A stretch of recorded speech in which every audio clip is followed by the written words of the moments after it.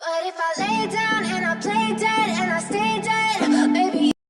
Hi friends,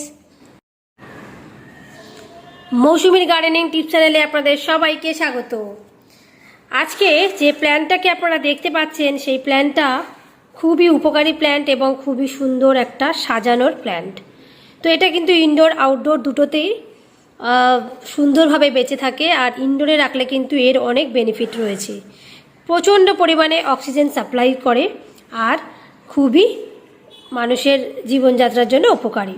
তো এই প্ল্যান্টটা দেখুন ছোট ছোট অনেক এখান থেকে চারা বেরিয়েছে। তো এই চারা থেকে কিভাবে বড় টবে প্রতিস্থাপন করা হবে সেটা নিয়েই আজকে ভিডিও। তো এই চারাটা কিভাবে আমি তৈরি করেছি সেটাও আমি পরে দেখাবো। তো ভিডিওটা শুরু করতে গিয়ে আগেই বলি যে এই চ্যানেলটার সাথে সাথেও আমার আরও একটি ব্লগ চ্যানেল রয়েছে, Mousumi's diary and blog channel.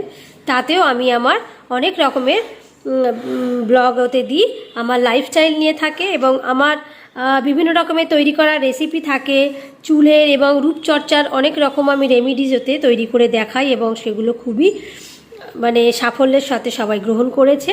তো সেক্ষেত্রে আমি আপনাদেরকে বলছি আপনারা চাইলে একবার আমার চ্যানেলটা ভিজিট করে নিতে পারেন। তো আমার সেকেন্ড চ্যানেল হচ্ছে Moushumi's diary and blog channel, আর এটা হচ্ছে আমার গার্ডেনিং চ্যানেলে। তো আমি গার্ডেনিং সংক্রান্ত ভিডিও দিয়েই থাকি।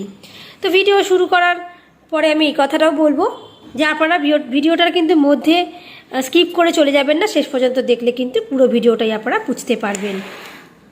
তো এই গাছটা আমি তৈরি করেছি একটার থেকে আর একটা, আমি এগুলো মাল্টিপ্লাই করেছি।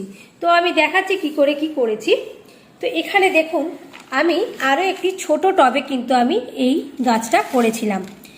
তো এই হচ্ছে গিয়ে একটা শিকড় থেকে গাছ উঠেছে, এখানে একটা শিকড় দেখুন আমি এখান থেকে পাতাটা কেটে দিয়েছিলাম, যার জন্যে কি হয়েছে সেই পাতা থেকে কিন্তু আমি চারা তৈরি করেছি। সেই পাতাটা থেকেই আমি এরকম ছোট ছোট চারা কিভাবে তৈরি করছি সেটা আমি আর একটা ভিডিওতে দেখাবো।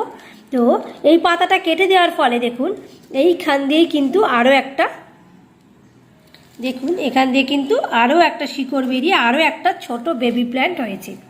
তো আপনারা চাইলে এই বেবি প্ল্যান্টটা থেকে এখান থেকে আলাদা করে নিয়ে আপনারা এরকম একটা ছোট পাত্রে কিন্তু রেখে টেবিলে বা কম্পিউটার টেবিলে যে কোনো জায়গায় সাজানোর জন্য আপনারা ইউজ করতে পারেন, এটা আপনারা করতেই পারেন। আর এছাড়াও আপনারা এই যে এখানে দেখছেন এই ছোট জায়গায় এটা করতে পারেন। আর এছাড়া এরকম একটা বড় টবে আপনারা এটা ট্রান্সফার করে দিতে পারেন যাতে এটা খুব সুন্দরভাবে সার্ভাইভ করে যায়। তো আজকে এই বড় টবে এটা প্রতিস্থাপন করেই আমি দেখাবো কিভাবে কি করছি। তো চলুন ভিডিওটা শুরু করি। তো এবার আমি এখানে এরকম একটা টব নিয়েছি, টবের তলায় দেখুন আমার এখানে ফুটো করে রেখেছি। ফুটো করে রাখার পরে এবার এখানে তলায় ফুটোর জায়গাগুলো একটা বড় বড় স্টোন চিপ আমি আগেই দিয়ে রেখেছিলাম যাতে মাটিটা জলে ধুয়ে চলে যেতে না পারে, শুধু এক্সেস জলটা বেরিয়ে যায়। আর এখানে আগে থেকে অল্প একটু দেখুন মাটি দিয়ে রেখেছি। এইবারে আমি দেব আমার কাছে থাকা সবজির খোসা, রোজকার যেগুলো ইউজ হয় আমাদের। তো সবজি ফলের দেখুন এই আপেলের এরকম খোসা দেখুন নষ্ট হয়ে গেছে আপেলটা, সেই খোসা। তো এইগুলো আমরা ফেলে দেবো না, এগুলো আমরা এর তলায় দিয়ে দেব সুন্দর করে। এরপরে আমরা দেব মাটি। মাটিটা দেওয়ার পরে ভালো করে কিন্তু মাটিগুলো চেপে চেপে দেবেন, তাহলে কি নিচেও মাটি রইল আর মধ্যে সবজির খোসা রইল, ওপরে আমরা আরও মাটি চাপিয়ে দিচ্ছি। কদিন পরে এটাই কিন্তু একটা দারুণ সারে পরিণত হবে, যেটাকে বলে জৈব সার বা ভেষজ সার। তো এই সারে পরিণত হবে, আর যখন গাছের শিকড়টা বড় হয়ে নিচের দিকে যাবে ওই শিকড়টা কিন্তু মাটির মাধ্যমে ওই সার বা রসটা কিন্তু শোষণ করে গাছের পুষ্টি লাভ করবে। তো এইভাবে দেখুন মাটির বড় দানাগুলো আমি ভেঙে ভেঙে একটু দিচ্ছি, দিয়ে এইভাবে মাটিটাকে আপনারা দিয়ে নেবেন। তবে মাটি দেওয়ার সময় একটু চেপে দিলে এর যে এয়ার পকেটগুলো সেগুলো কিন্তু নষ্ট হয়ে যাবে, আর তার ফলে মাটির মধ্যে কোনো ফাঙ্গাস হবে না। তো এইভাবে আমরা মাটিগুলো দিয়ে দিলাম। এইবারে একটুখানি এরকম করে একটু ট্যাপ করে নিলে মধ্যে ফাঁকা জায়গাগুলোও ভর্তি হয়ে গেল। এবার এই গাছটাকে কিন্তু একটু বসিয়ে দেখতে হবে কতটা এর মাপ হচ্ছে। যে মাপটা আমার এখানে ওপরে রয়েছে সেই মাপটা থাকবে। পাশ দিয়ে আমরা মাটি দেব, দিয়ে এটাকে মিডিল বরাবর রাখবো। ঠিক আছে, মিডিল বরাবর এভাবে আমরা রেখে দেব, তারপর পাশ দিয়ে মাটি চাপিয়ে দেবো। তো আমি এখন মিডিল বরাবর এরকম আমার রাখা হয়ে গেছে। এবার আমি পাশে মাটি দেব। তো একদিকটা এইভাবে মাটি দিয়ে দিলাম। এটা একদম বেবি প্ল্যান্ট, তো এটা একটু সাবধানে করতে হবে। আর আরও একটা দেখুন, এখানে আরও একটা যেটা, তো দেখুন আরও একটা এরকম প্ল্যান্ট। তো আপনারা চাইলে যদি আপনাদের কাছে বেশি টব থাকে তো আপনারা এইরকম প্ল্যান্টটাকে কিন্তু আরও একটা টবে ট্রান্সফার করতে পারেন।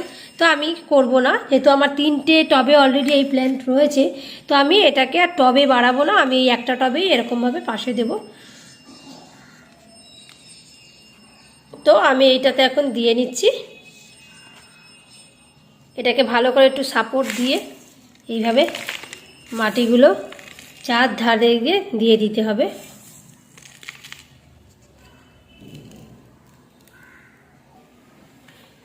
তো এইটাতে এখন আমি এটা বসিয়ে দিয়েছি।